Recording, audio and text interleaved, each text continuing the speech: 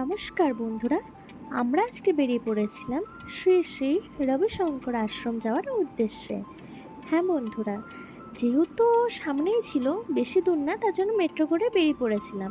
আর ওইখান থেকে 3 থেকে 4 কিলোমিটার আরও যেতে লাগবে বলে অটোও বুক করে নিয়েছিলাম।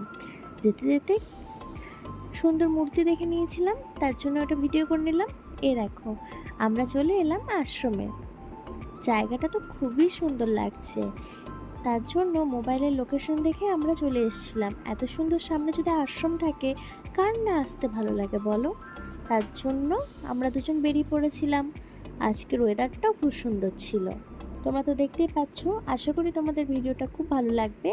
তোমাদের কাছে অনুরোধ করলাম শেষ পর্যন্ত ভিডিওটা দেখে যাও। দেখো, শ্রী শ্রী রবিশঙ্কর, তোমরা হয়তো এনাকে অনেকেই চিনবে, এনার অনেক ভক্তও আছে এখানে। এখানকার আশ্রমটার পরিবেশ খুবই ভালো, অনেক কিছু ভিতরে পাওয়া যায়, জামা কাপড় দোকান, খাবার দাবার, আরও যাবতীয় জিনিসপত্র। তো এটা আশ্রমের ভিতরটা। এবার এখানে আমরা একটু বসে পড়েছিলাম। বেরিয়ে দেখি সন্ধে হয়ে গেছে, তাই সন্ধ্যের এই দৃশ্যটা তুলে নিলাম। দেখো কত সুন্দর লাগছে না লাইটে। দেখো,